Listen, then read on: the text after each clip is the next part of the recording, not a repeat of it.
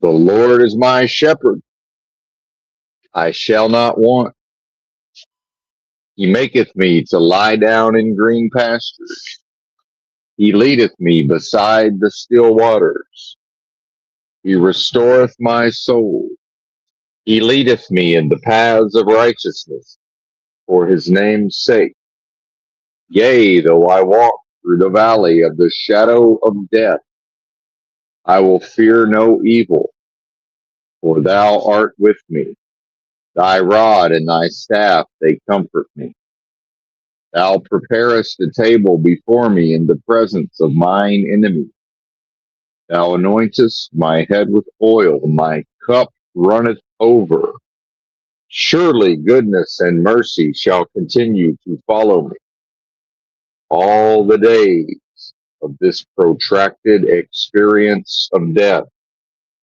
I will dwell in the house of the most super intelligent power, source, and force of love and creation forever.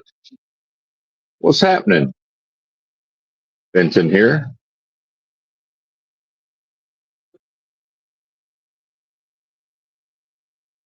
Rolling out of the truck stop.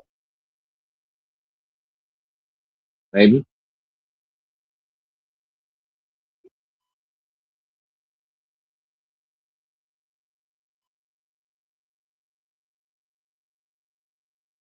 This is too big of a truck stop. I don't like the truck stops that are, there's too many different paths to go places. There's no truck signs in the parking lot to the truck stop. It's like, what is that all about? We're already annoyed. Less than 2 minutes into the stream. I mean, like, this doesn't even look like a truck stop anymore. Anyway, let me calm down. Chill out. Now, if they put like one or two gigantic signs that said exit with an arrow pointing this way, that might be helpful. That's all right. That's okay.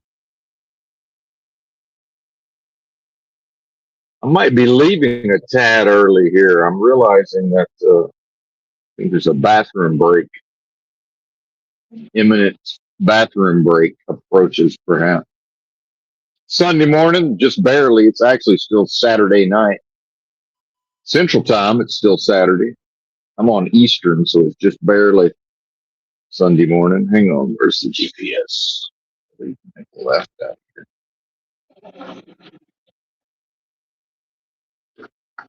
I think, yeah.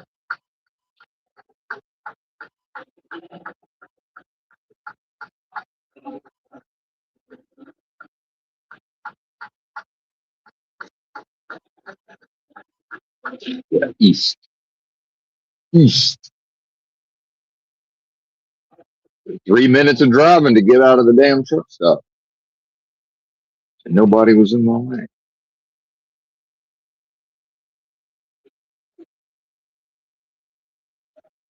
Shout out to the chat. They're not here yet.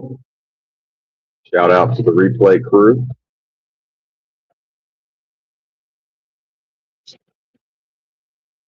Such a thing exists. Yeah, I was listening to the Sam Hyde show.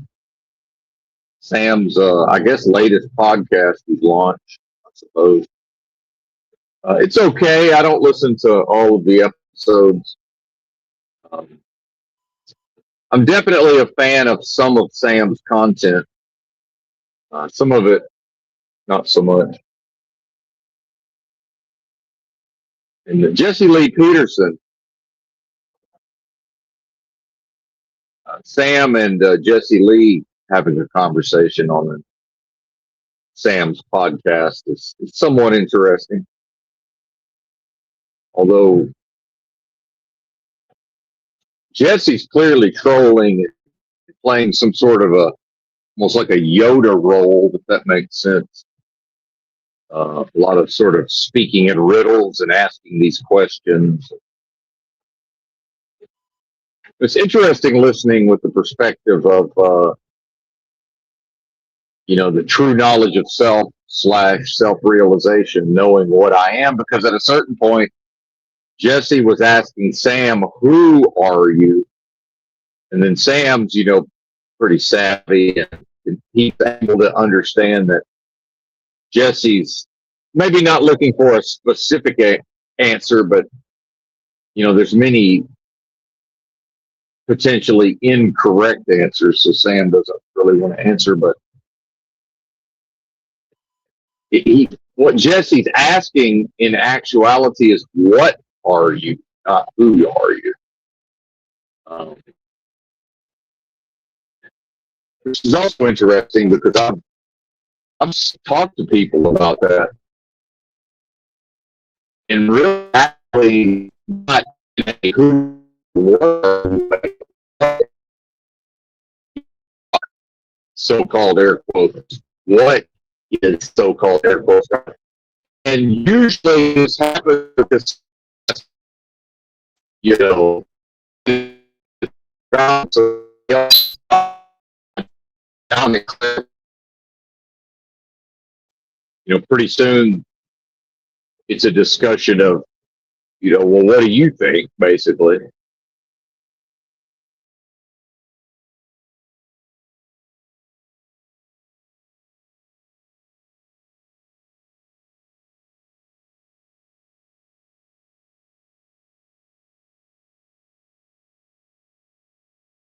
People, because of his personality and there's sort of this whimsical, folksy thing going on, I think people want to go along with whatever he's trying to draw out, when the reality is, he's trolling, and he's a raiser of all bets. Something we've talked about here. He's always pushing the envelope, and so in reality, you can't get anywhere in a conversation with a person like that unless you know how, or me in this case, unless I know how to always put it back on them immediately, because that's, even if it seems innocent, he's strategically and tactically always putting the onus on Sam and putting Sam on the back foot. And eventually Sam sort of figures it out and, like, humorously, puts it back on Jesse Lee, using like a satire of, black slavery in a way, or the imagined black slavery.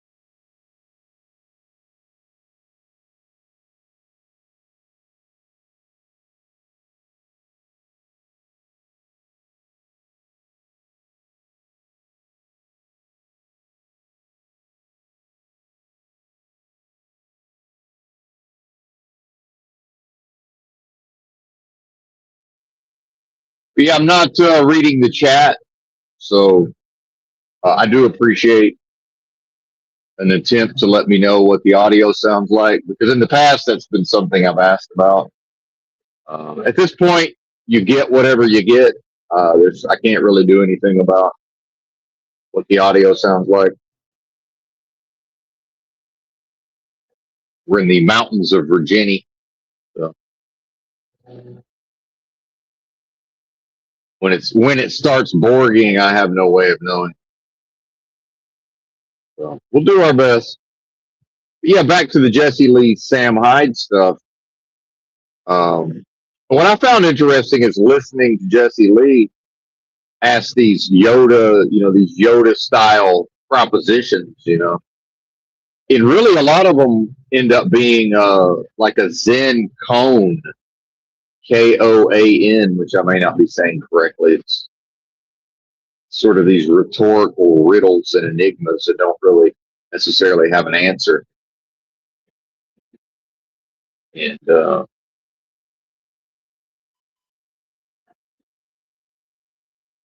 so back to the God thing, people want to, based on their own agendas. So if I'm talking to someone who's fancies themselves a Christian street minister, like this fella I met in Echo Park, forgotten his name.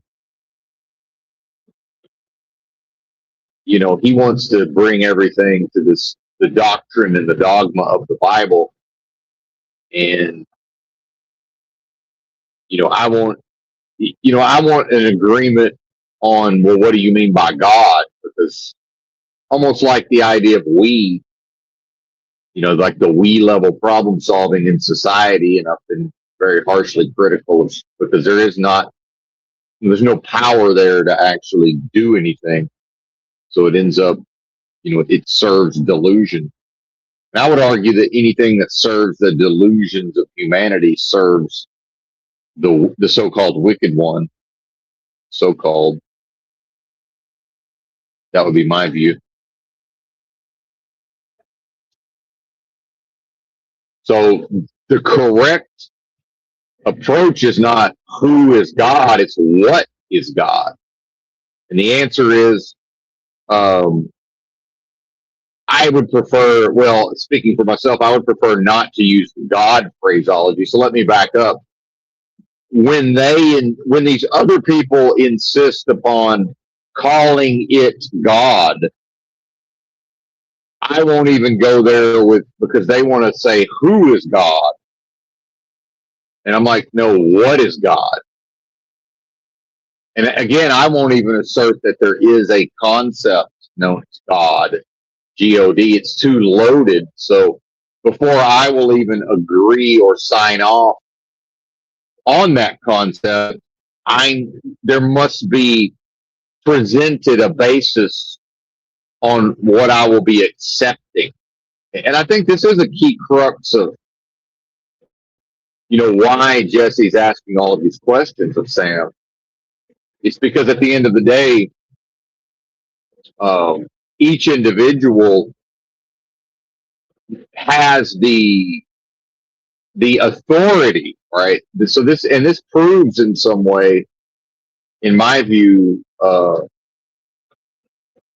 knowledge of what I truly am, one with the most super intelligent power source and force of love and creation, a quickening spirit. At what point is that personalized?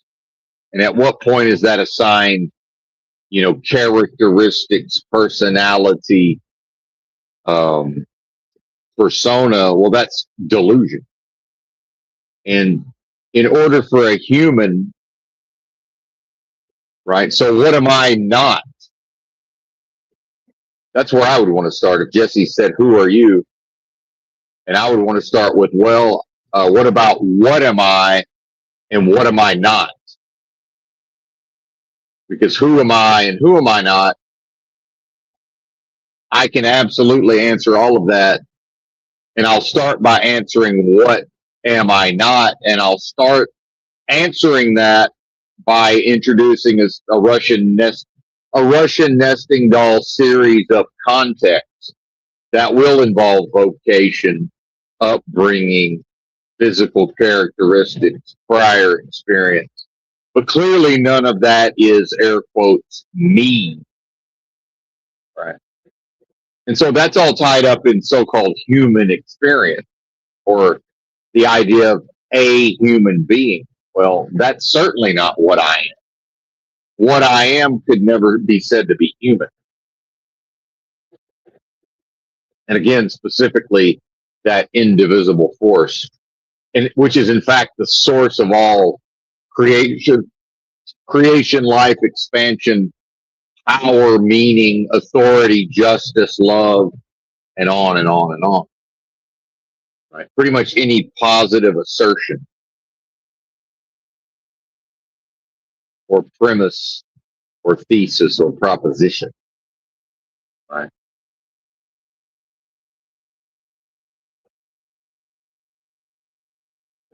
And Krishnamurti's, he had a particular way of referring to this, like the agile mind will work, sort of that, the plus the ability to, sort of not be in a crystalline form, not be, which is ideology, of course. And ideology and all of that is coming out of the identification with these characteristics, such as race, gender, you know, uh, where a person's from, what experiences they've had, what are their memories, strengths and weaknesses, characteristics, persona, all of that. And so what I would say is, or what I do say, it's the mental agility to gymnastically always be the applier of the context and not to accept when somebody else seeks to apply context. And in fact, if you pay attention, most of the time they seek to imply a context by implying a context without ever stating a context, because the moment they state a context, number one, they will be expected to answer. Number two, they can somehow be possibly called to answer for it. So that's where we see this rhetorical, sort of counterpunching, asking of questions in the so-called truth community, and then attempting to pass that off as debate. It's like, well, no, it's not debate. It's a specific, it's a very specific sort of way of having an adversarial communication with somebody else while never accepting the disadvantage, the bad or weakened position. Right?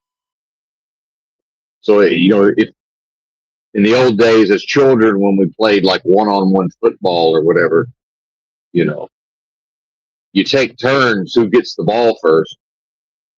And I forget which one would be the advantage, but it's one person is always trying to have the ball first, or they're trying to always put the other person on defense first.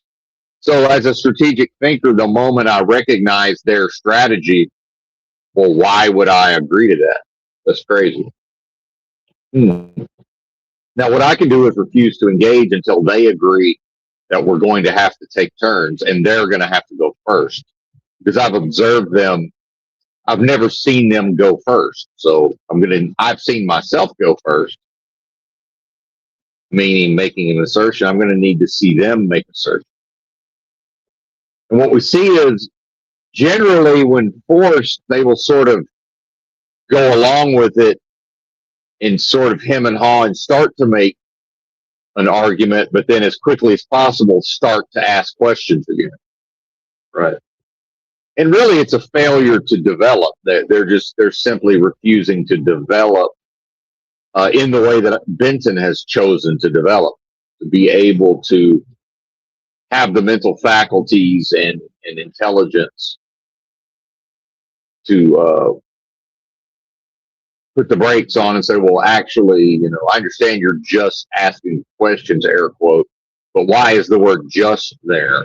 Oh, I'm just asking questions. I just want to know why you can't answer a simple question. I'm like, well, I'd like to know why is the word just there, and why does the question need to be described as simple?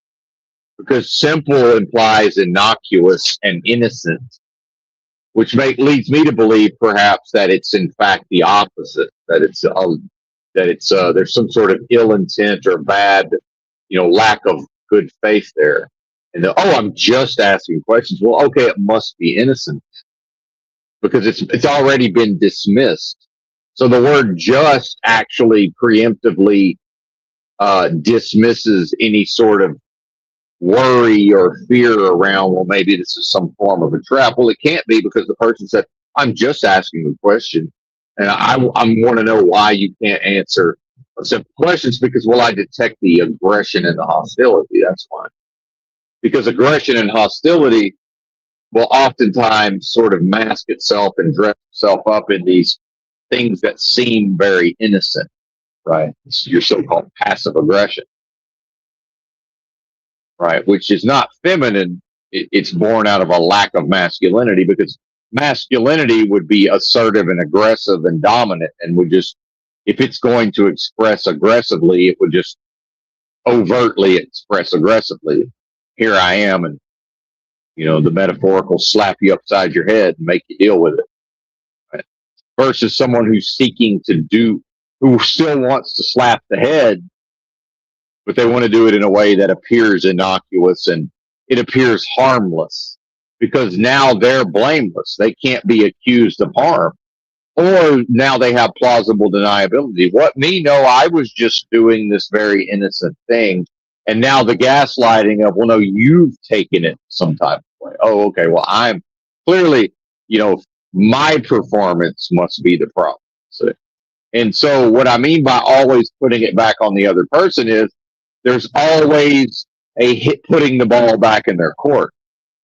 And what you will see was they will always put the ball back in your court, which is fine, except there can't ever be a progressive discourse, because we're just hitting a tennis ball back and forth or having a game of catch, right? Which is what? That's actually the never-ending series of invitations to do what?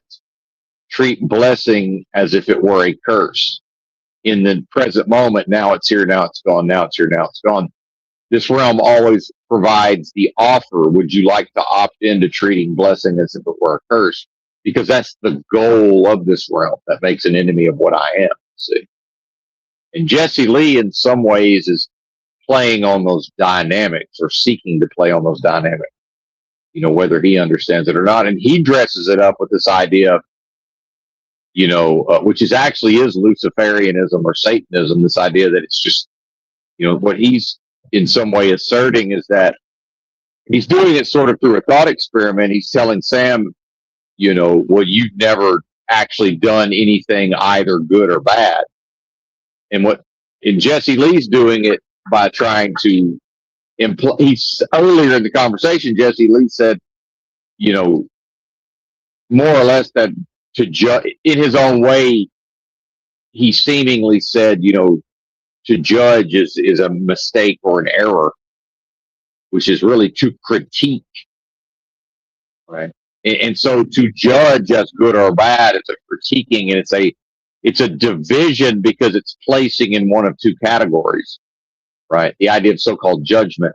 So good or bad. What I'm saying is, if I'm the applier of the context, depending on context, every thought and every action is either good or bad. And it's always either good or bad. And it's never a combination. That's my assertion. Now, all Jesse Lee will say is, well, no, it's not. And I'll say, well, that's interesting. Now it's up to you to disprove what I've just said. And he'll say, what do you mean? I'll say, well, that's an assertion. Jesse Lee, my statements represent assertion. It's for you. That assertion carries the day until you debunk it. So I'll wait over here while you unsuccessfully try to put it back on me to debunk my own premise. And then we'll go through a series of Jesse attempting to bait me into, or him putting the ball in my court. And this is what it is to interact with humanity. And that is humanity. That's the human experience. That's what it is to be a human being, or to more correctly, perform as a human being.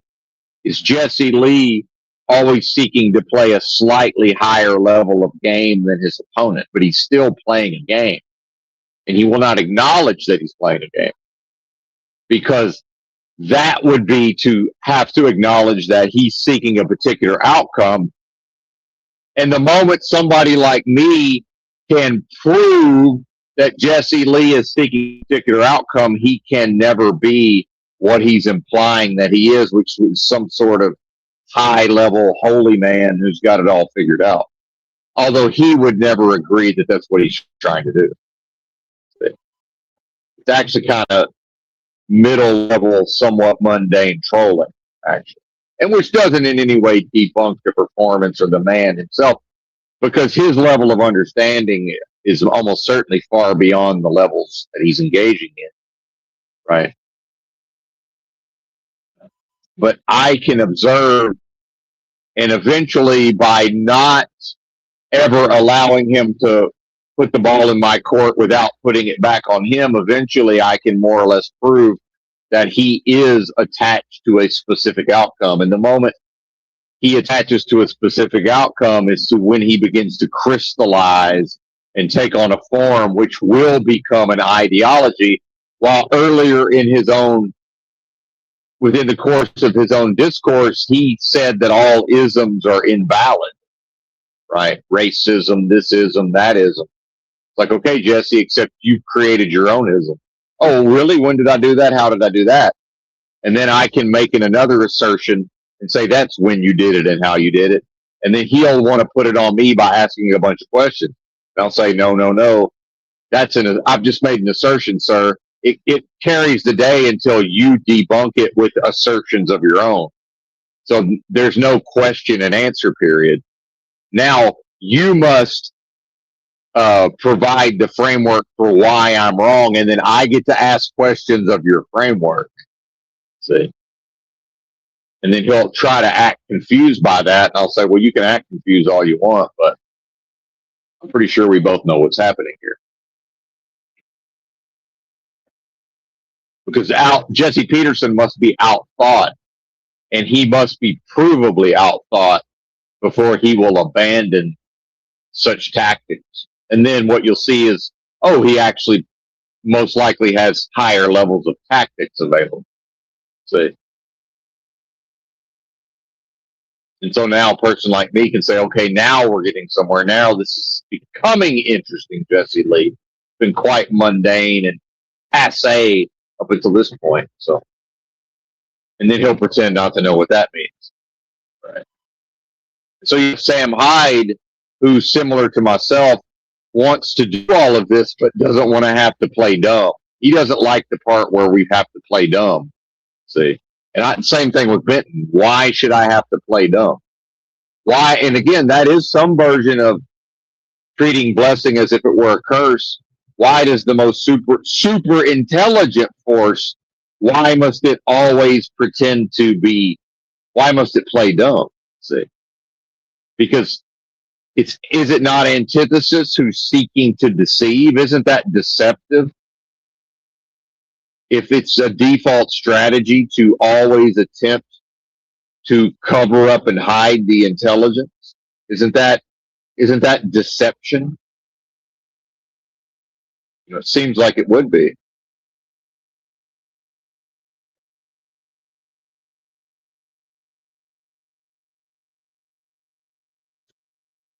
Anyway, so that's fascinating. Find all of that fascinating. And further proof of what I've asserted around these parts, that this is the highest level of thinking that has been demonstrated over a period of years in the so-called truth community. Demonstrated, proven, borne out. The real McCoy. And until someone exhibits a higher level of thinking over time, then this thinking carries the day. That's how it works. That's your capture the flag, you know, that's your sort of king of the hill. You know, that's the claiming of the intellectual and pseudo-intellectual high ground. And the only way for someone must provably seize a higher ground. And that can never happen through a bunch of questions. Right? They can't ask a bunch of questions. That's digging.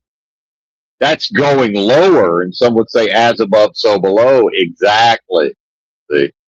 Now we've introduced confusion and topsy-turvy and not knowing, which way is up. See? That's disorientation. Right? And that's, in fact, a lack of leadership from within. That's the individual failing to lead themselves, right? And this idea of we level problem solving, well, there's no leader until the individual creates a leader. I say, what do you mean? Can't the individual attract a leader or find a leader or join a group with a leader or leaders? Oh yes, that's all possible. That leads to disempowerment. That can never lead to power.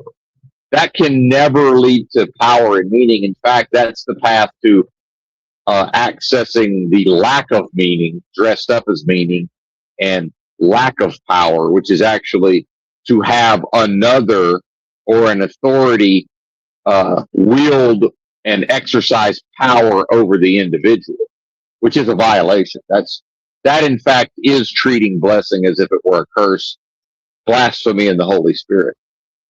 See, that's the inverse of power over the power.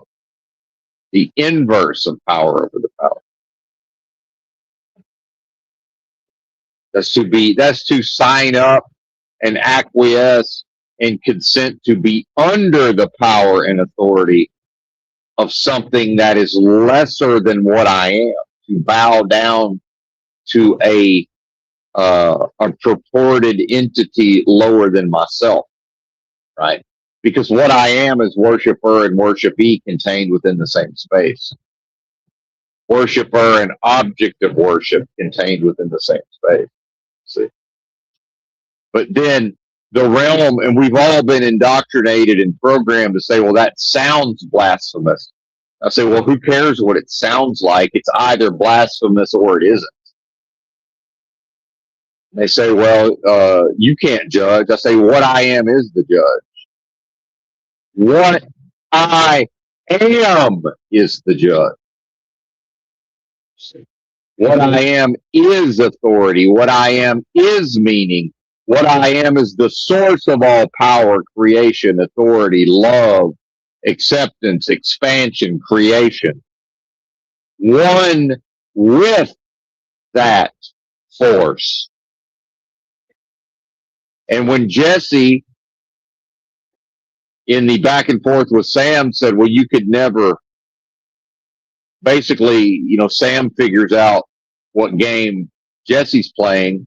And then when he puts it back on Jesse and tries to play the same trick on Jesse, Jesse basically answers and said, well, you could never, there's no fear of me falling victim to your bullshit.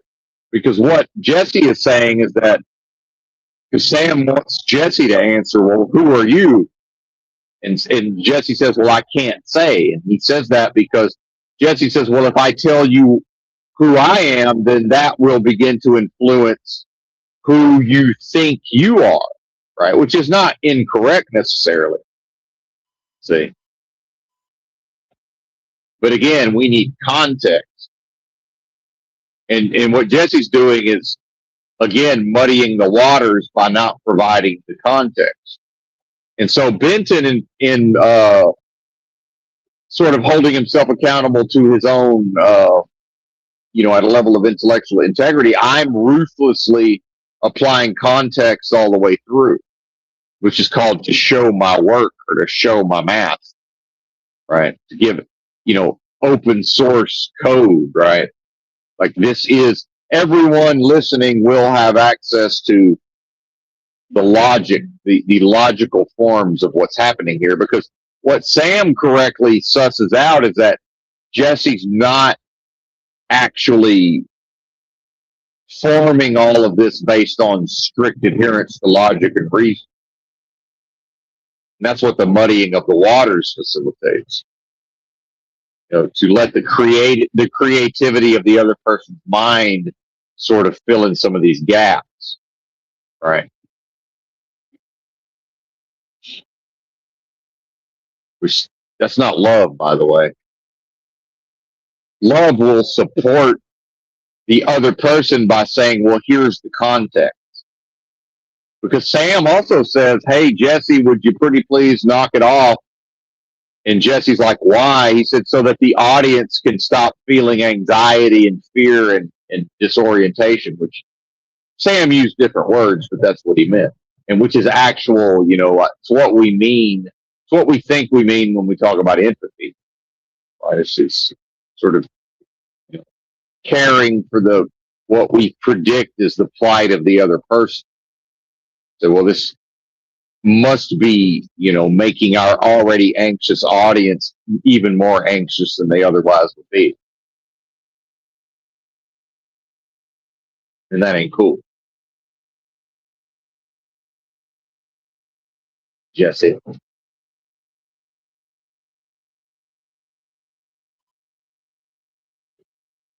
And so Jesse at a certain point is saying, well, you could never you could never make Jesse feel less confident because he knows not who he is. This is where he's not being completely above board, because he knows that what he's answering is not who am I, but what am I? It's not a personality, it's a phenomenon. It's not a persona. It's not a who, it's a what.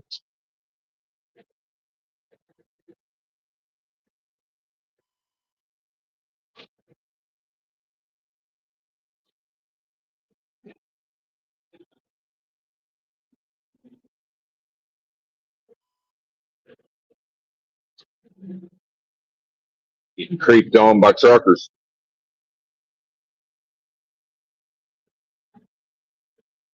Amazing to be going 68, have a creeper pull up right beside me, and I got to go 58 to get him around me.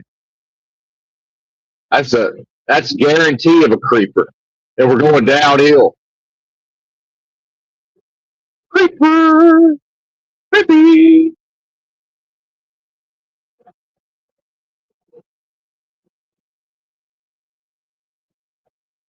Take that on down the road, partner. Ain't got time for that. Anyway, I'm feeling somewhat poorly yesterday and today, but it's actually the good pain. It's the healing. There's some powerful healing going on in the what I suspect to be the large intestine area.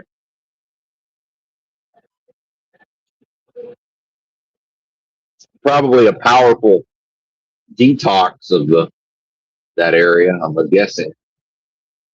Man, I took a bunch of strong herbs yesterday, and I've been doing that every day. But the timing can play a part. And then I ate an entire not a mini watermelon, but a small watermelon, small full size watermelon. My teeth are still recovering from that, and then more or less just passed the fuck out without brushing I rinsed my teeth off, but in retrospect, I needed to have brushed them. But either way, too late. But just passed out probably by 2 p.m. And I mean, I was out, buddy. Dead to the world. Dead to the dead world. So is that alive then? Is that wherever I went, it was a place of deep healing, I could tell you that. And then woke up and just several more hours of in and out of consciousness. Deep, deep rest, man. Several rounds of starting to try to get up, and my body saying, "No, we're still deep rest spot now." I'll tell you. Eventually, just all right. It's been long enough. We got to get the day started. My body said, "Okay, fair enough. Sure, you don't want to sleep through the night, do all this driving in the daytime tomorrow?" I said, "No, I do not. I want to do most of it in the early a.m. That's all right with you."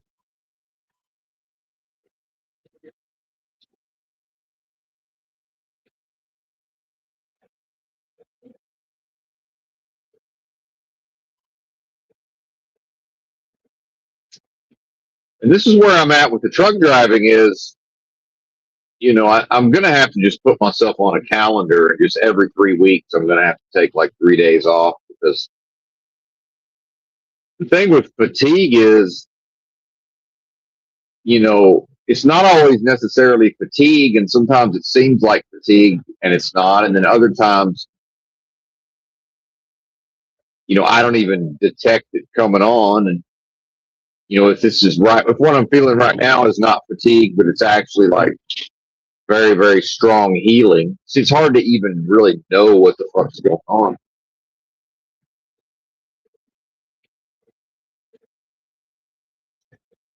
So if I make myself 3 full days off every 3 weeks, at least I'll know it's not fatigue after 2.5 weeks, and be like, well, this can't be fatigue.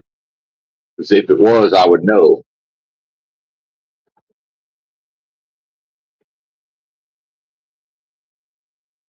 Problem is, I don't need 3 days off. I don't need 3 days off every 3 weeks, but probably I do. Wait. Hmm. All right, egg yolk drink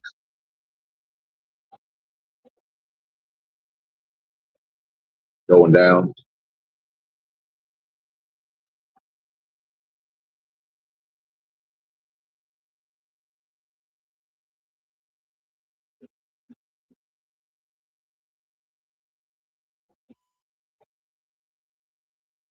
And I hate to say this, but with so many of the foreigners seemingly off the roads, and I understand there's a group of them that don't really know how to drive and they're unsafe, but that's all drivers. But I think overall, man, they're some of the better drivers. I hate to say it, because per capita, I'm seeing just way more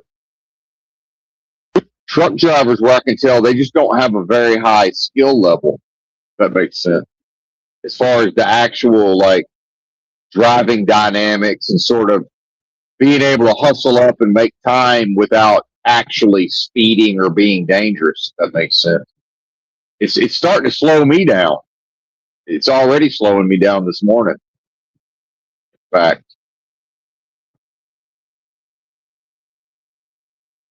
it's just a lot of these people I'm running into, and they're not new necessarily. It's just like they got to a certain level of competence, and they're never gonna grow beyond that.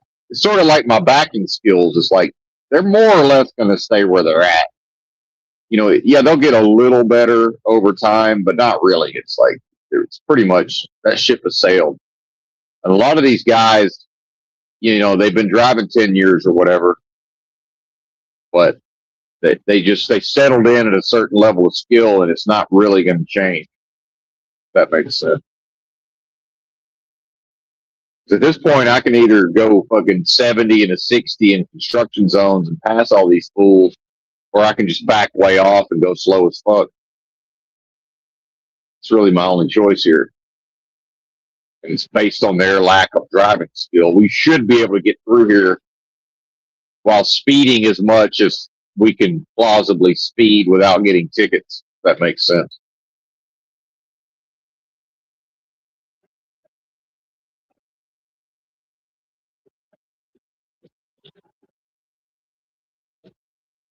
And if you look at how people drive in other countries and the chaos and the speeds and everything, I mean, it kind of makes sense that a lot of these foreign drivers would, be pretty good at actually driving the truck.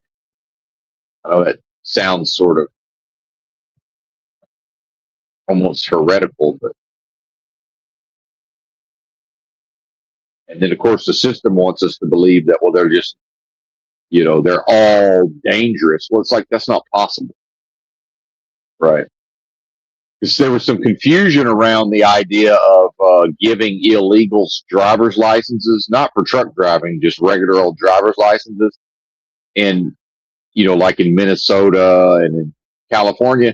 And so the people who identify with conservatism, they start getting confused because they say, well, they're not even citizens. Why do you want them to have driver's licenses?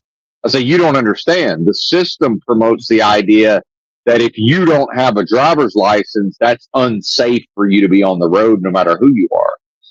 So if you're white or black and you were born and grew up in America, the moment your license gets suspended or revoked, the system will then, the court system and the police will then begin to imply that to drive without a license is unsafe.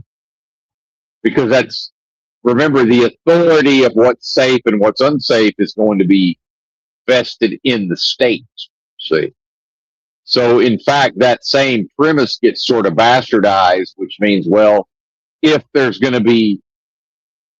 immigrants are going to come here seeking asylum and then they're going to be caught and released into the country and they have a legal status because they're waiting on a court date. That's what a lot of this was based on. The idea that, tens of millions have flooded into the country. Well, that's what it's based on, is they just give them a court date and say, off you go, and they bus them to Chicago or whatever, or New York City. And so the states and these systems will say, well, okay, we need to give them driver's licenses because now, in the meantime, while they're waiting for the court date, they're in society, right? With a legal status, whether y'all like it or not, it's still a legal status.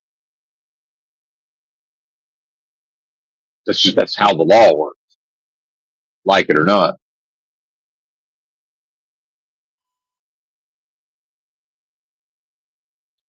So when anybody drives without a driver's license, the system views it as dangerous.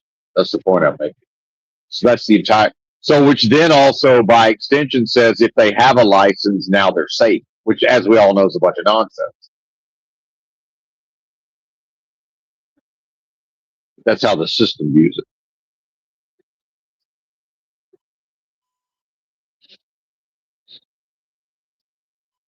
And because a lot of people in a vacuum could absolutely, with almost no training, for example, they could absolutely do what I'm doing today.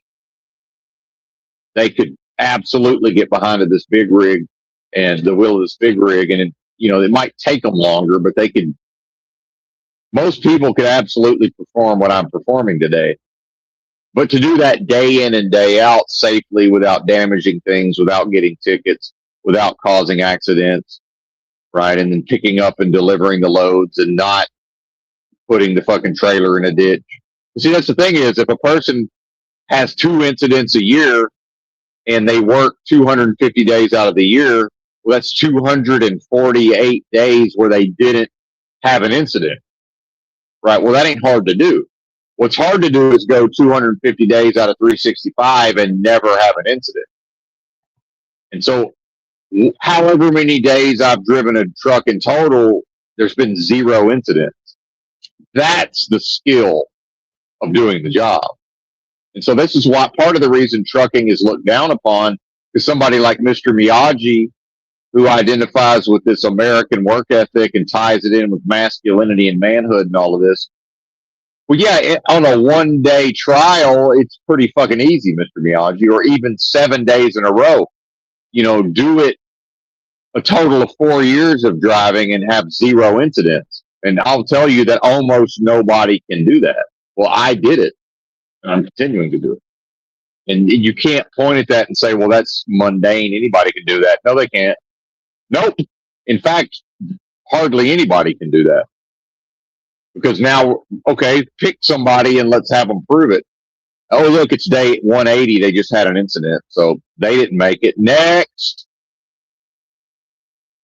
Oh, look, the next one made it 5 days. Oh, look, this one couldn't get halfway through the first day. And then the next, we finally find somebody who makes it like 200 and something. Oh, look, an incident. So what you're going to find is, in fact, the drivers who can do it over a career and never have an incident. That's quite rare indeed. And that's what. Now, there may be an incident that's not my fault. I hit a deer at a certain point. That's unavoidable. But I'm talking about an incident that involves me making a mistake. It's never happened.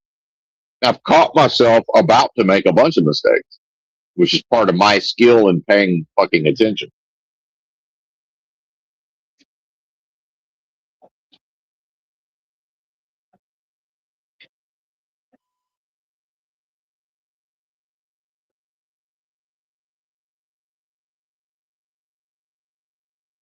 And the reason why the system refuses to identify drivers like me is because the moment a driver like me is identified, I now have a greater value than most of the other truckers. And this system is tied up in always treating me like I'm guilty of something. So in fact, the system says, no, we treat you like all the other drivers. And that's Adam Carolla's concept of there's no such thing as good credit. There's only bad credit. So Benton doesn't get credit for how good he is at performing the job. He just doesn't have to deal with the bad credit of, black marks on his record, which is, guess what? Everybody starts out there. And if a driver figures out how to make it through their first 2 years, they become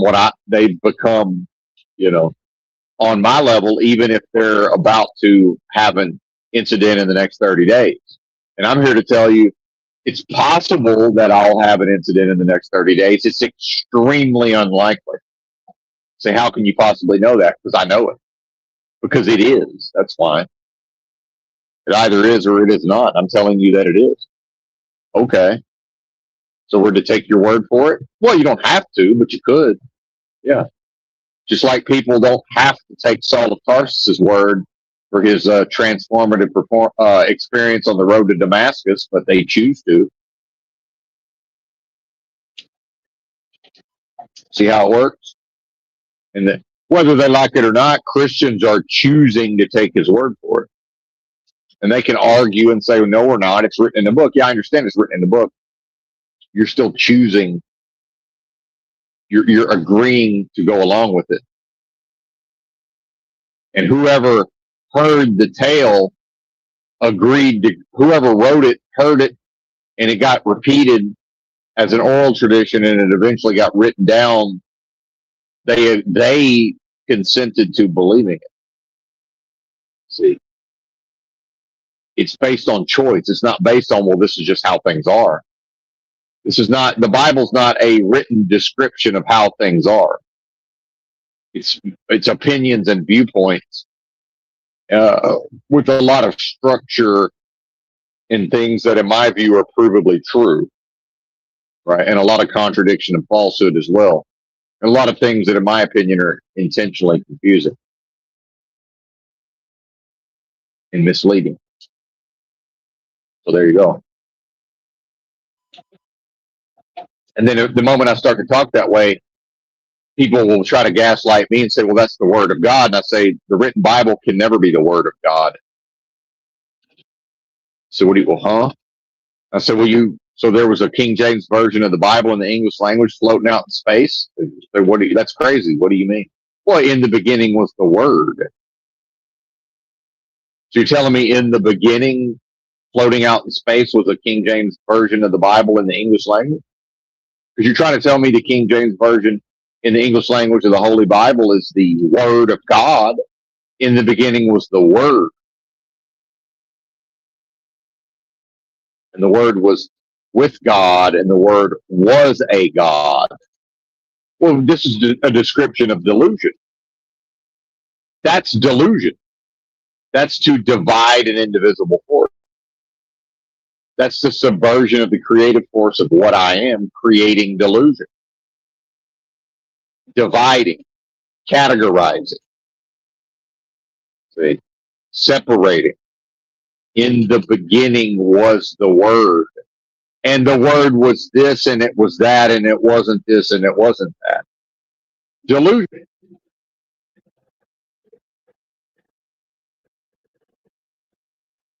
And now I know everything I need to know about what this place is.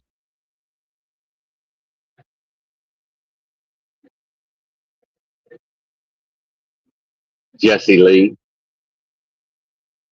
And this world that will only ever treat what I am as if it were guilty will never acknowledge these accomplishments. And that's why I'm here live at, driving a truck live at 1:30 a.m. Eastern time to 4 concurrent viewers, and some of which may be bots, and however many listen to this on replay.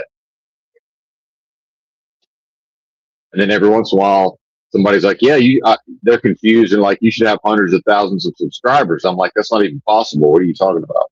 Like, that can't happen. And it's not shadow banning. There's no such thing as shadow banning on YouTube. Now there is, as far as certain people just get hidden in the comments of certain channels. But all content goes on to YouTube, and then YouTube chooses what to push out. Nothing is held back or suppressed. YouTube's algorithms choose what to promote. That's not the same thing as being banned or held back. And what the person is saying is YouTube's supposed to push out my content, and it's not pushing out my content. Or YouTube used to push out my content, and now I'm shadow banned because it's no longer pushing out my content. I'm like, well, you're not entitled to have your content pushed out. And so the old days of websites, it was nobody pushed the website out. It was your job to push it out. You were the algorithm.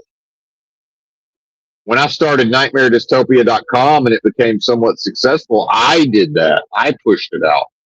And, the events in the news cycle, the pandemic, and people not having, people wanting to listen to somebody like me who was coping with it, and they were coping with it. And it's somebody sort of honestly, in a raw, sort of honest fashion,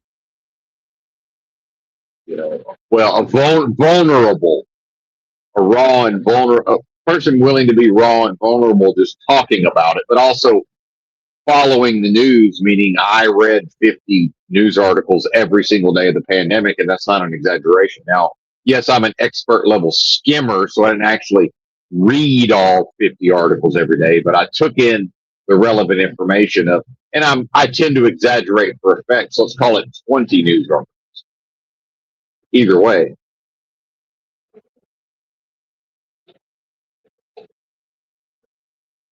I did that.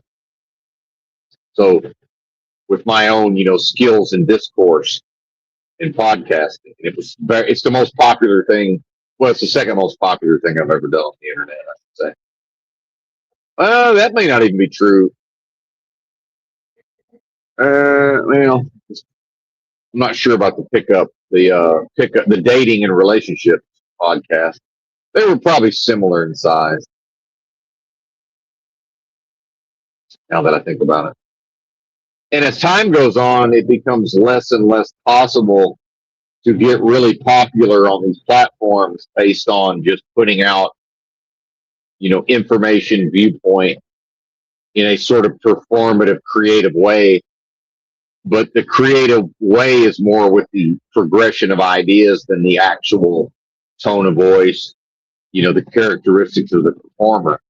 It becomes more and more like Idiocracy, where it's like, if I went back to pounding the weights and, putting on some muscle mass and getting real lean and, putting forth a certain image of myself, even though I'm older now, a lot of these things would be required, to try to attach my own, physicality to a persona, and then just enough with the actual ideas to then separate people from their money. And that's to turn oneself and one's own image and one's, whatever they're on about into a business. And it's like, yeah, I'm not interested in that. Never been interested. Now, if somebody ever came to me and wanted to consult, yeah, I would probably consult for money, but it doesn't happen. It happened a little bit when I did the dating and relationships deal, where people wanted access to my time, and I was like, that's fine, but you're going to have to pay me. And then I just get on a call and more or less yell at them for 45 minutes about how they're mad at the chick when they're in line at Target because they see some pretty hot, some hot young chick, in her 20s with, I don't mean young like underage, a girl in her early 20s with some loser bozo. I'm like, yeah, she'd rather be with you. It's your fault. I said, you're to blame for why she's with that loser. It's not her fault. She didn't consider and chose you over him. You're not an option for her because you are too nice. And I don't mean you, the listener. This is what I would tell people. So I said, you got to pull your head out of your ass and you got to learn how to treat her like she ain't shit, because that's what he does. But he treats her like she ain't shit because he's got a personality disorder. He's an alcoholic. And, he was raised in a certain abusive type of way. Well, guess what? Like it or not, she requires a minimum level of abuse. And I don't mean physically. I mean, deep down, she knows she ain't shit. And if you treat her like she's always wonderful, that is incongruous and it freaks her out. And she likes it. She's attracted to it in some way, right? But then she, simultaneously, in those moments when she's seeking validation or she's going through some emotional process, she will become to feel insecure because it's like when she's feeling some type of way, you continue to treat her great. It's like, yeah, she needs a greater level of emotional experience than that. She needs it. The alcoholic in the wife beater who's a loser and doesn't have a job, he gives her what she needs. You don't. And so some of these guys who had the good job, they had the nice car, they had the clothes, they were in shape, they were attractive, they were otherwise on paper attractive to women on paper. But they were unattractive because of their behavior. So it's actually figuring out what turns her off. And I don't mean her individually, and I don't mean what she says turns her off.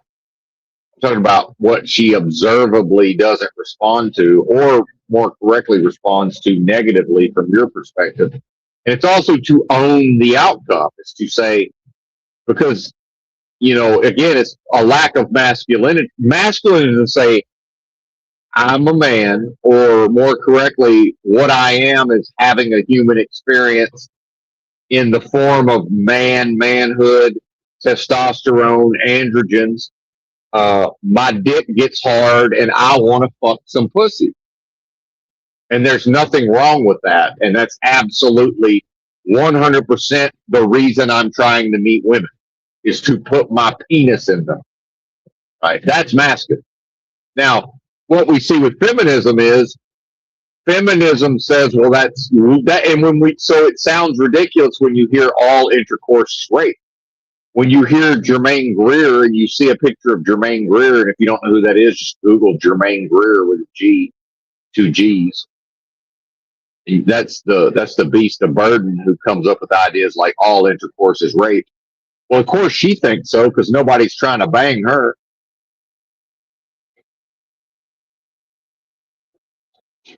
Ain't nothing but a limp dick trying to maybe go into her. Sure ain't a throbber. She don't inspire that in the males. See? And if they're already there, if they get around her, it's going to go soft. Right? And that's the reality. To be a male who has a normal amount of androgens and hormones is at some point to be a life support system for a hard penis. That's just what it is. And the reality is that's what women want. They're not free to tell you that's what they want. They want you to shut the fuck up, and they want to deal with the life support system for the penis.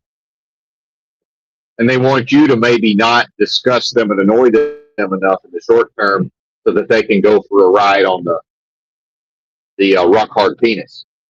And it's right there in the movie, was that Porky's? When the MILF, or the old lady, the cougar, asked the college boy, she's like, can you hammer a six, like a certain size of nail through a board? And he's like, well, not now. But the answer is yes, because that's what she's looking for, somebody whose penis meets those characteristics. And she's cutting to the chase of, at her age, she has discovered exactly what the fuck she wants, which turns out to be exactly what he wants. It's the same fucking thing, right?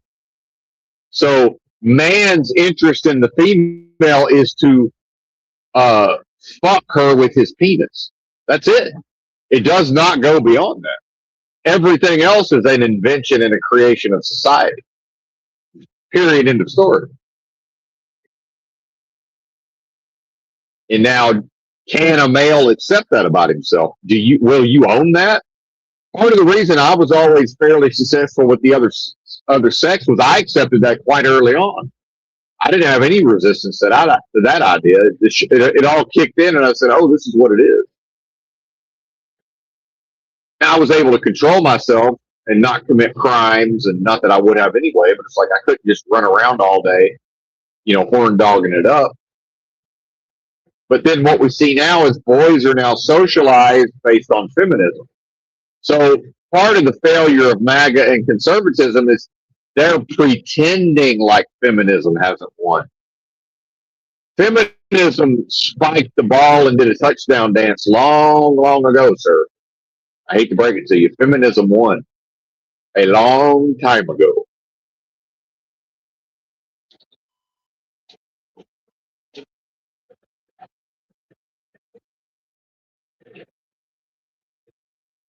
Like it or not.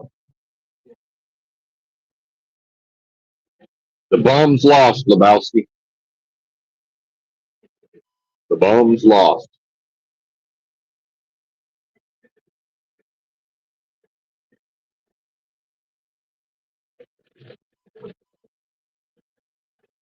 I tell you what's not feminist is free love. What was the hippie all about?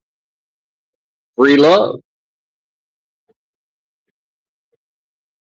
And what people don't realize about the hippie years is because of the way women were socialized, hippies, long-haired, shirtless men in San Francisco living from a never-ending series of crash pads. The women who crashed in the crash pads did the cooking and the cleaning, and they reared any babies that was around because they weren't feminists. And a lot of people don't know that. They took care of those boys because those boys wouldn't have been fucking them otherwise. Because that was still that was still the social contract. Right.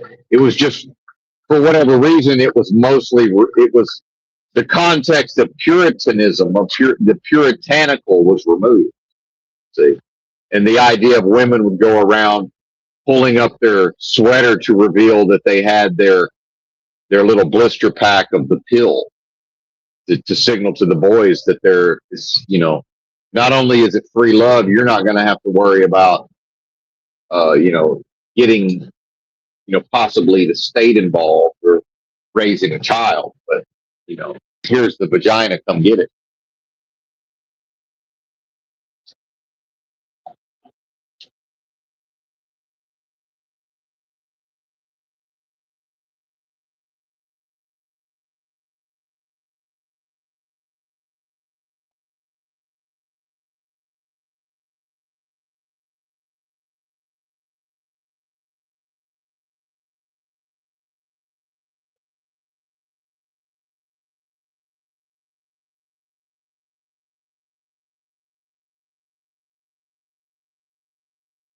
So now the boys, whether their parents identify as conservative or not, their male children are socialized in environments where they perform feminism.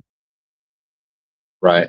A 10-year-old boy in America, now, yeah, there are some exceptions. I'm talking very generally, but 8 out of 10 of all 10-year-old boys have already been socialized to perform in a way that is feminist. That's what I mean by the feminists of one. Now, Benton understands feminist ideology. Now, Benton was also made fun of by people in the so-called truth community just by admitting that, well, yeah, of course I've read about feminism and gender studies and intersectionality. Of course I have. Because I've been filling my head full of knowledge my entire life. Why wouldn't I read? I've also read about some, not a lot, but I've also read some of the, collectivism, Marxism, leftist materials. Why wouldn't I?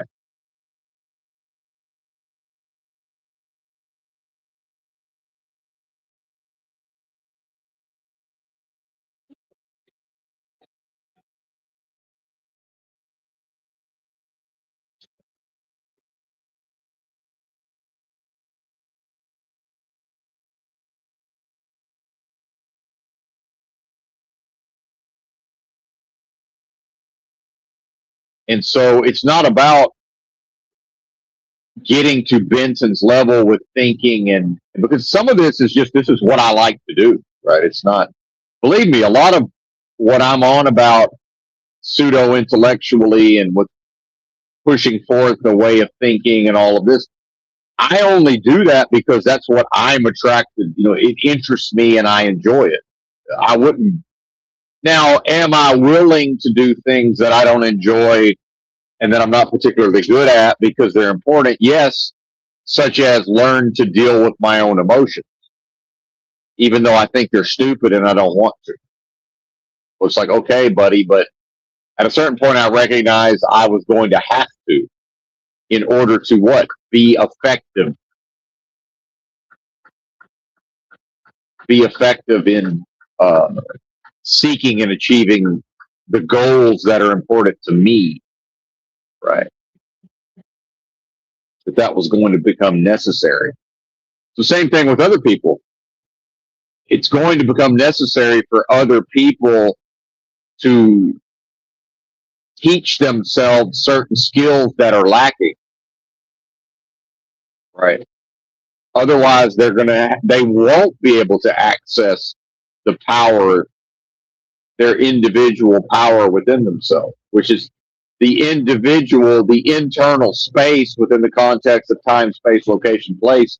That's the only way to experience meaning and to grasp and wield power, right?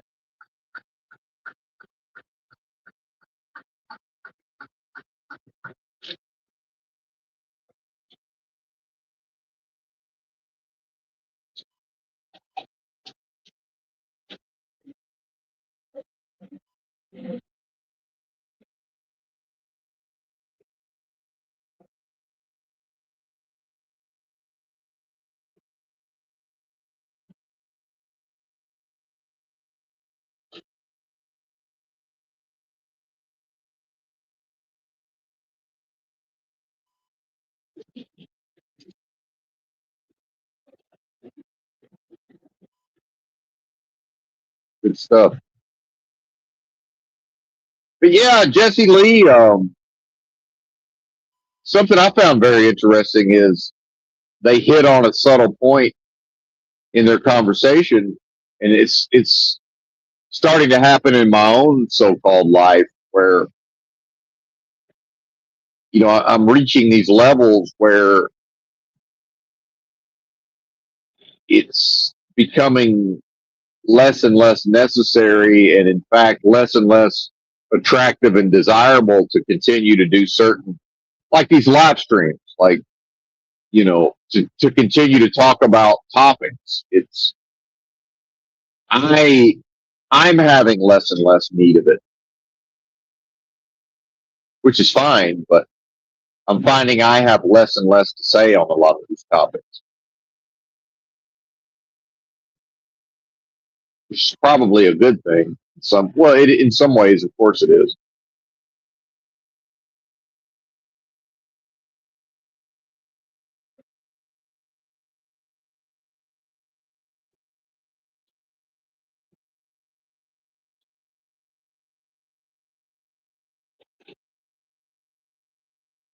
And I don't know what's going on in my abdomen, in my intestines, but my bowels. It's going to be interesting at some point later today.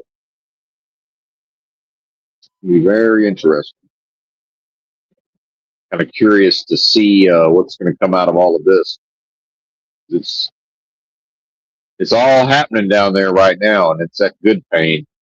I've been in pain and discomfort since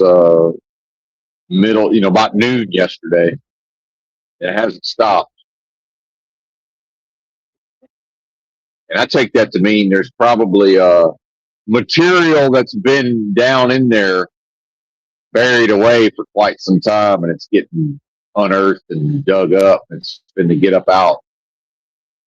So that's what I suspect is going to happen. And of course, there's an emotional component to that.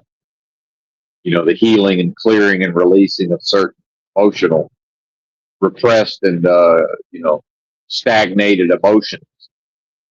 And then, the acceptance and which is in some way to mourn, and to release and to move on from, you know. Certainly, this symbolically, it's there also. The symbolism works on a lot of levels. Parabolically, perhaps that's the right term. Parable.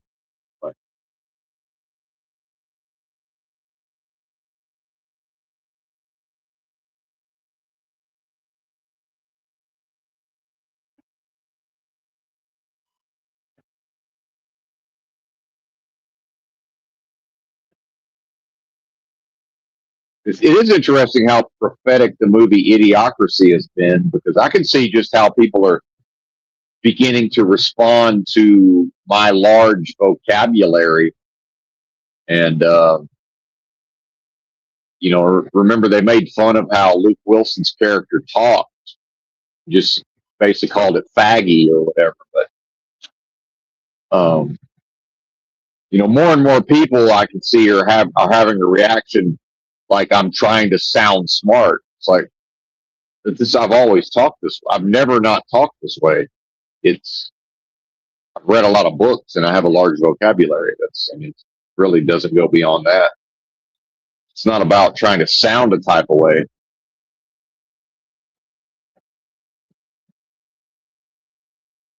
So it's becoming to be associated with, because there've always been people who do that, who try to use big words to seem smart. It's like, well, but somebody like me who has a large vocabulary, they look dumb, because it's like, well, you're not. A lot of times they're not actually using the words right, or they sort of accidentally are, but they don't really understand why it's the correct term for that situation. If that makes sense.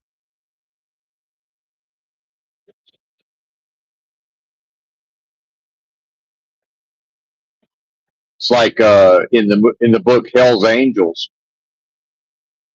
Hunter S. Thompson used the word shunt, the verb shunt, and then for some reason the drunken Hell's Angels latched onto that, and then they started trying to use it in their own discourse, but they didn't really understand what it meant. They were sort of fetishizing it. And Thompson, I thought that was interesting in that book.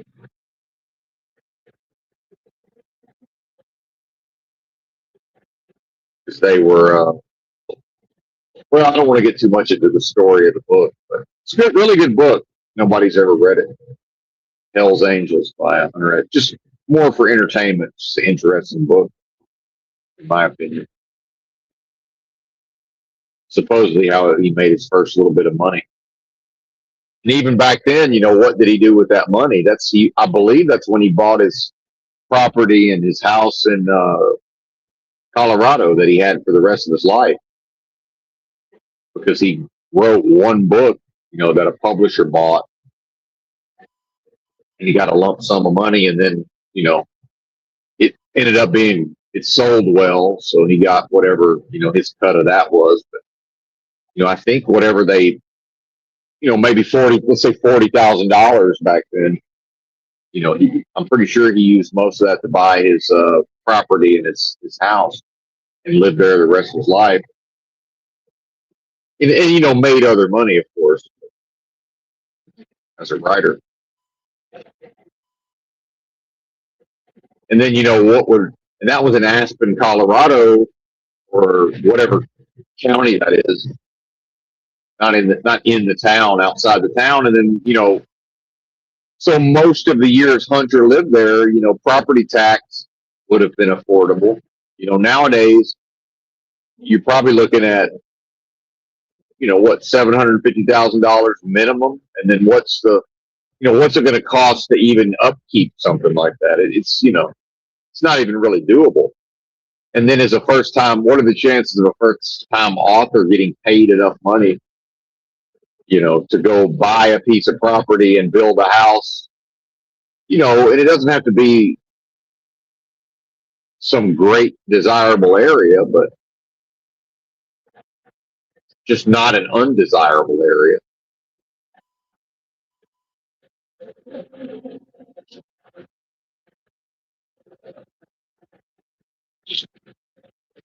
And the fact is, if I work a few more months, at some point I will have enough money to just go buy a house with cash in my hometown. And I mean, not a fixer upper. I mean, something that's somebody else has fixed up, but your average person from Southern California, after it's already been fixed up, would say, okay, well, to us, this is what we call a tear down, meaning tear it down and build something else. I'm like, no, they renovated this. Like, what? This is what it looks like after it's been renovated? Yeah, this is renovated. Because I'm from Podunk, motherfucking Arkansas, Jack. So becomes an economic advantage that I can go pay cash for a $25,000 house and then actually live in it. And, yeah, it's going to need repairs over time, but, if I wanted to live in it into my old age, yeah, it's going to be falling down, by the time I'm 80, but what do I care? So will I, right? So will the body at age 80, most likely, if I make it that long. Who knows? It could happen.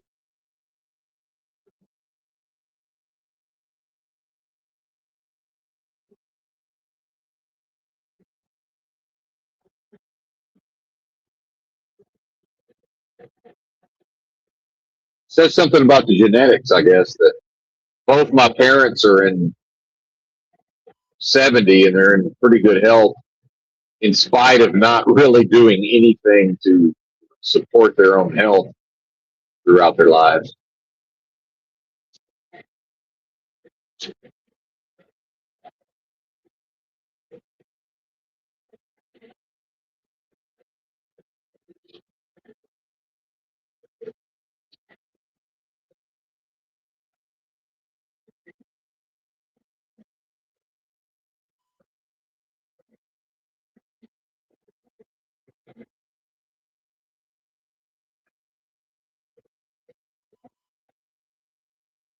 And because I'm from the town, I can just go live in the ghetto.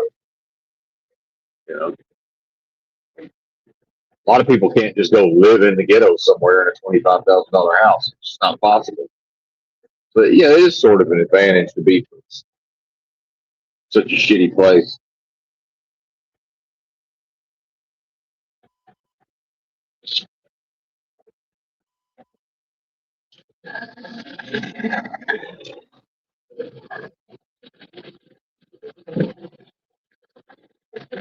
And the property tax would probably always be affordable, although there's no guarantee of that, sir.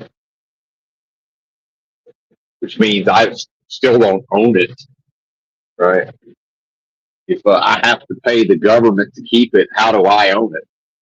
That doesn't make any sense. Seems to me like the government owns it.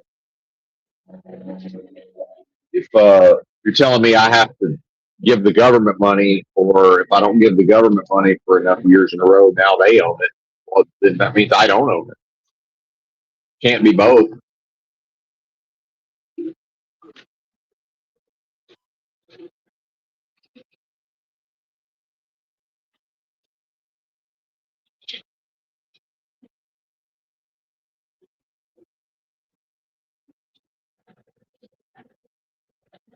How can I own something that I won't own if I fail to pay somebody else?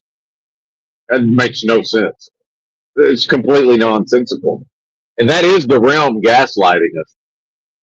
So you don't own, nobody can own property. It's not possible. You can't own property. If you think you own a piece of property, oh, you own land? Okay. Don't ever pay the property tax on it. And then in 10 years, tell me you own that property. No, you didn't. If you can't go 10 years without paying somebody else for what you think is yours, then it ain't yours. And I would say further, if you can't do what you want to do with what is supposed to be your land, you also don't. Again, it's not, I'm not saying this is the plan B because it's not, but the fact is somebody could buy some land, out in the county or whatever. Yeah, there's still going to be property tax, but you can sort of do whatever you want on that land within reason. There's plenty of just sort of, makeshift kind of just homemade houses. You can see them from the highway in Arkansas. Now maybe it was permitted, but whoever's responsible for code enforcement is clearly not that strict. And some of that is because the people won't put up with it. The people at some point will do what? They'll say no. They'll say, hey, government man, you can't come on my property and tell me that I can't, have this type of house that I built. It's based on the local people saying no. And what we see increasingly in America is we see a populace unwilling to say, they just won't say no to anything. You see where most people never say no to anything ever. Whatever is expected of them, whatever they're told to do, that's what they do. And they don't ever say, no, I'm good. I'm not doing that.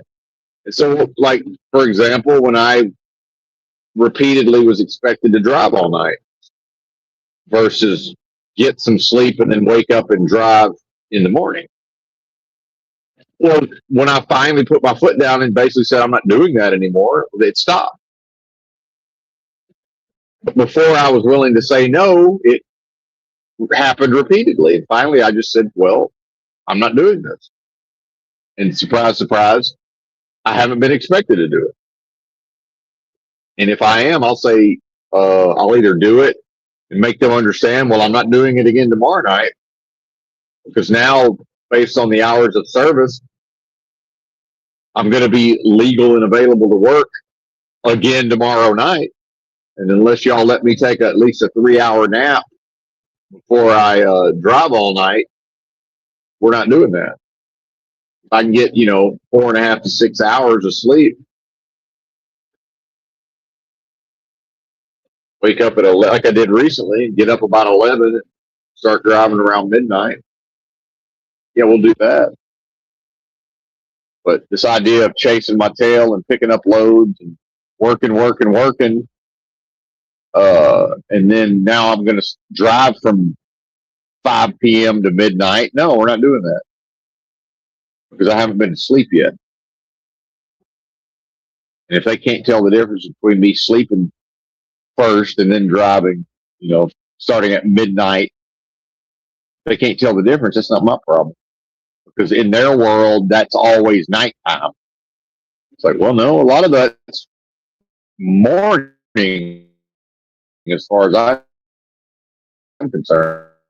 And technically it's in the morning, but if somebody works 8 to 5 and, their normal bedtime is, if they go to bed early, that's 10 and their normal bedtime is midnight. Sometimes they stay up till 2 a.m. Well, 2 a.m. ain't 2 in the morning. It's 2 at night. No, it's 2 a.m. That's morning. A.m. means morning. It doesn't mean nighttime. So that already kind of shows the confusion of the individual in a lot of ways. 2 a.m. is morning. It ain't nighttime. And, it's funny with a lot of these interrogations, there is some confusion sometimes because you can tell, if they bring somebody in at 2 a.m., at a certain point, they're talking about what day something happened, and the interrogator's having to remind them, well, no, now it's Sunday. But to the person, it's still Saturday because they haven't been to sleep yet. So, well, okay, that's true, but now it's technically Sunday now. And it's not nighttime anymore. It's Sunday a.m. You just haven't been to sleep yet. Changes nothing other than the perspective, right? So sometimes I'm referring to the next day, but I mean the next day, but I'm referring to the prior day because I went to sleep so early, I woke up and it was still the same day. But in my mind, it's already the next day, if that makes sense.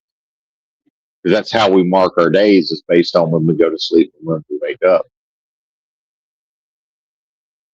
That's where you get up all night from. And I will go ahead and tell you, there's very few people who are healthy and, mind, body, and spirit who are up all night. Yeah, it's sure some. It's rare.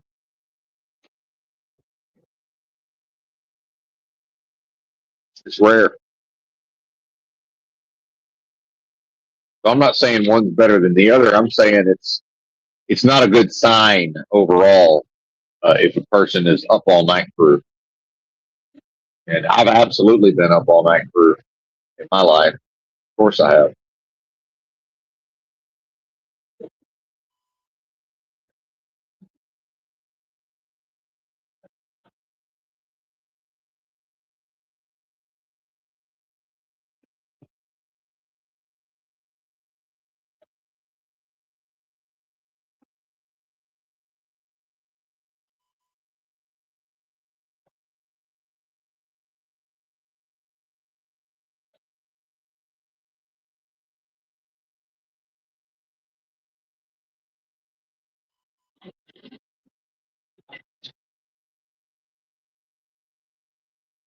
Man, it is going down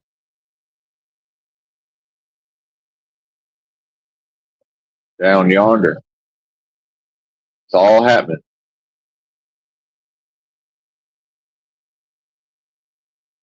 I've been on the slippery elm and the marshmallow root extract for, I guess, about a week now, and I'm starting to dial in the timing in conjunction with this other herbal tincture I take for uh, to support motility in the intestines, which is peristalsis. There you go. And it's just contractions of the smooth muscles to move the fecal matter through the intestines. It's peristalsis. Peristalsis.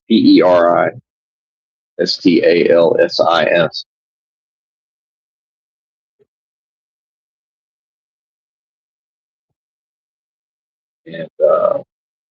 And a lot of folks, myself included, apparently that function, atrophies or it weakens for whatever reason over time. But, a lot of it's lifestyle, I'm sure. Some of it comes with age, probably as well. But so these herbal tincture supports that with a mild laxative effect, but only a mild effect.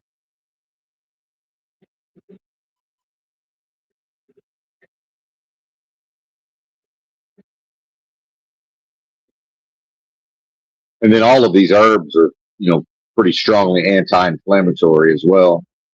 That's another factor.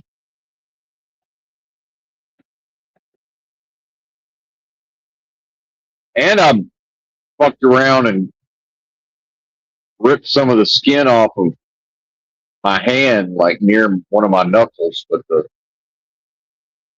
not the knuckle that's farther away from the tip of the finger. And I guess I didn't bother to keep it clean properly, and I think I'm on the verge of some sort of staph infection. I'm pretty sure. So it's probably part of all the resting yesterday. I've been hitting it with the iron. I ripped the scab off. I've been hitting it with the scab started looking real bad. It hurts pretty bad. I'm one of those pain don't hurt people, but yeah, there's definitely an infection down in there. So I'm going to see if we can fight that off. I hate having to take antibiotics, but I might not have a choice at a certain point. I'm not going to lose a fucking hand over it. Let's see. I had MRSA one time. I got chastised by the doctor for kind of waiting, but I'm in much better health overall now than I was then. course, I was in denial. I thought I was in good health back then. So I'm hoping my immune system can take care of it, but give it about a week, and it's probably just going to stay more or less like it is my guess.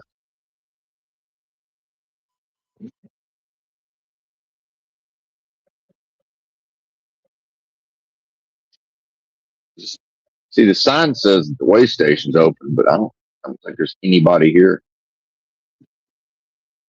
Some of these, it just makes you drive through them. But I guess if I drove past it, yeah, see the arrows coming up to tell me to take the bypass lane, but I don't think there's a human here. I guess it's just all recorded. So they'll have a record of all of this. Yeah, there ain't nobody here.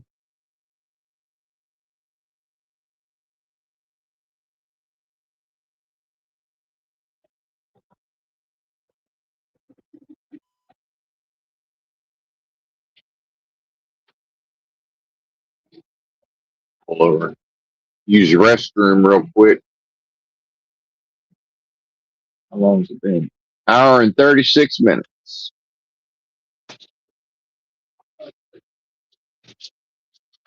All right. One moment. 2:22 a.m. You know what? It might be. Feels like it's getting to be time for the real bathroom break. I don't think we're quite there yet.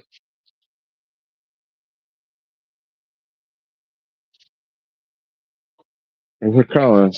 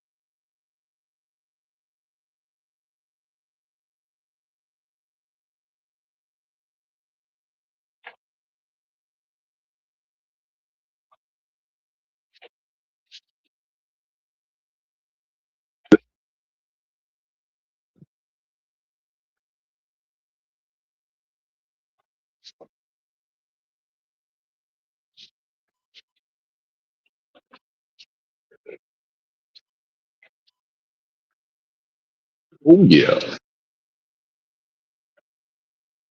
Oh man.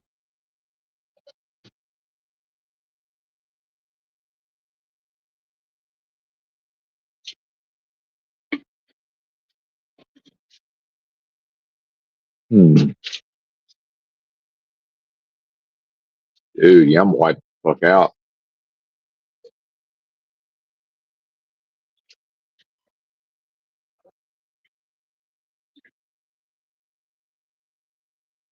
Man.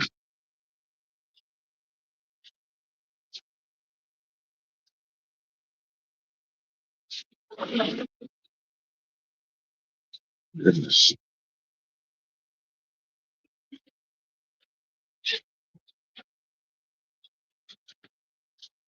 Let's go.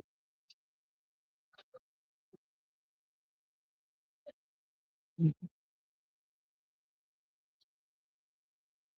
right, I guess I'm out of here. I'm gonna see what YouTube has in store for me today. Bye.